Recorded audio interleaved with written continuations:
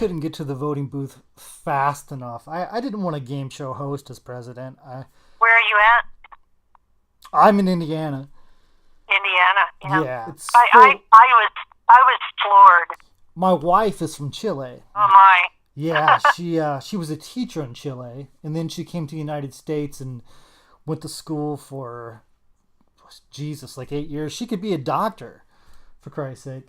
Of course, everyone thinks automatically that she's a Mexican because that's how people react. I know. Yeah. Not that there's anything wrong with that. I greatly appreciate her being misunderstood.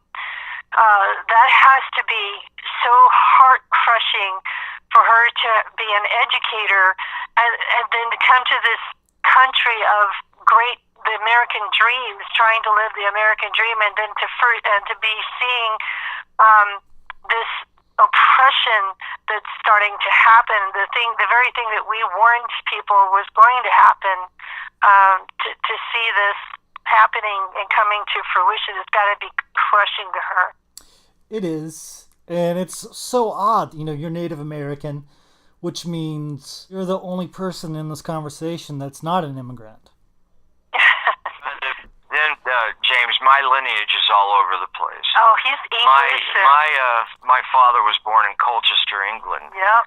And who knows what was going on over there anyway. Yeah. And my mom was born in Texas. Yep.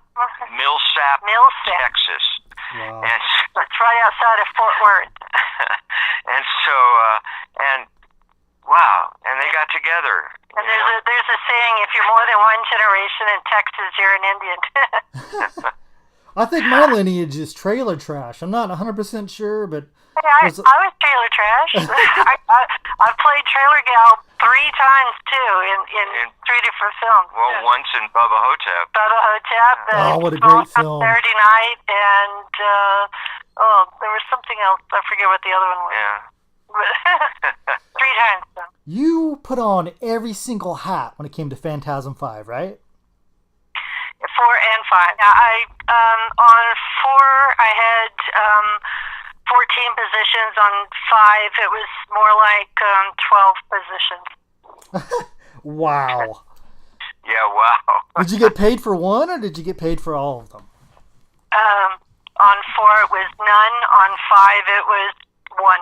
That's dedication. See, that's the love of the craft. Hey, I was lucky to get that. Sometimes I don't get paid at all. Now, Reggie, you did 2 tours in Vietnam, right? Am I correct, or was it 1? No, I did 1. I got drafted in 66, and I did all my training at Fort Ord, and I went to Augusta, Georgia, Fort Gordon. Disgusting, Disgusting Georgia. No, I don't want to say that to the good people of. The good people. Georgians are peachy. No, they are. I mean, when I could leave base, I had a great time in Augusta.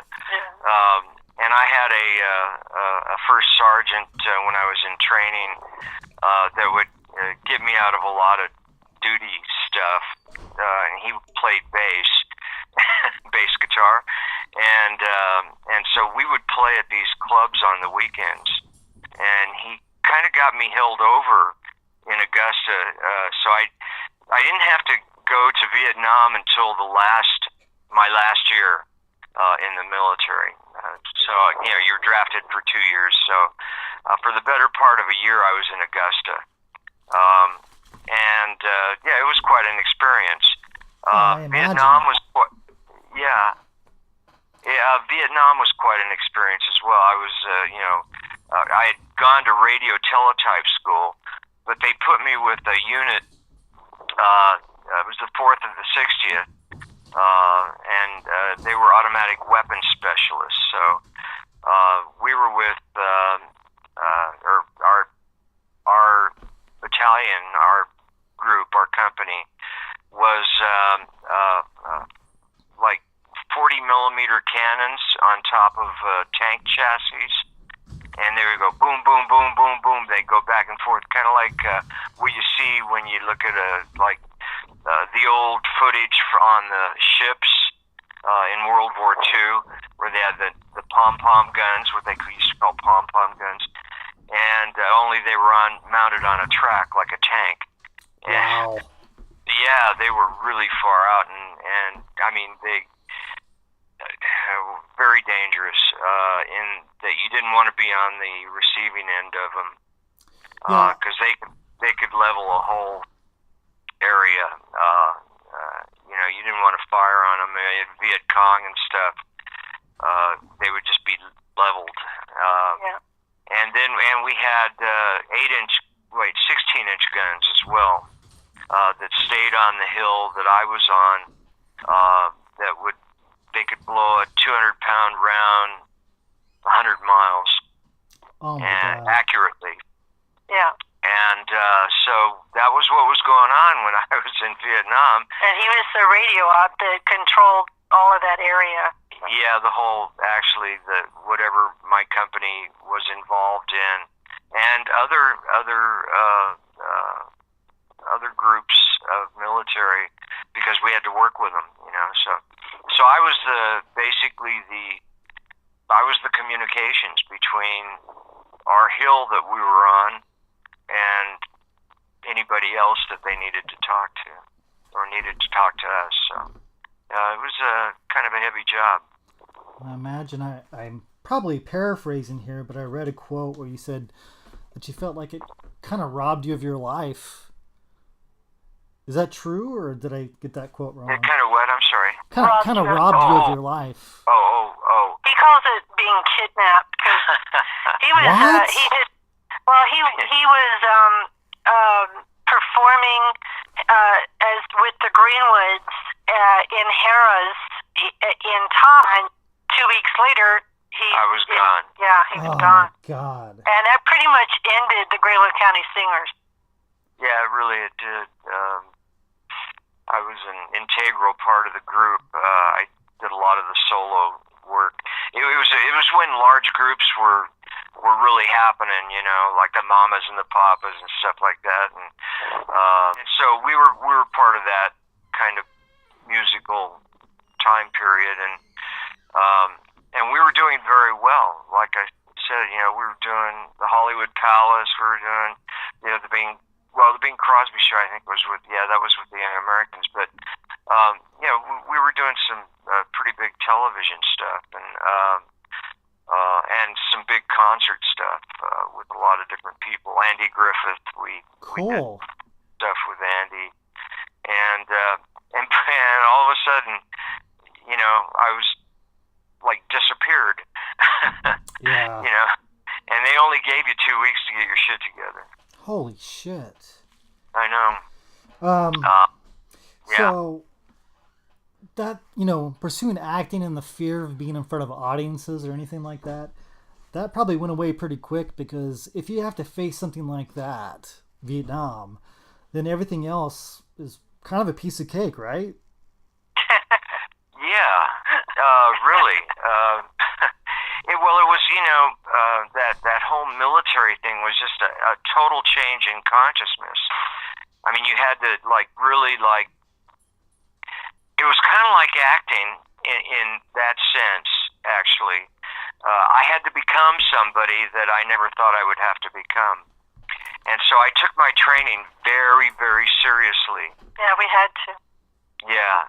And because, you take it seriously or you don't come home. I mean, that could be the problem. You guys are so docile, loving, and caring, and it's just so hard to imagine someone with so much passion and humanity and care for their fellow man being sort of dropped smack dab in the middle of a situation like that. Well, if you when you see Reggie click into Regman mode, there is a part, the thing that makes a really good actor, especially a character actor. I'm putting on my talent agent, talent manager mode or hat. When you see someone that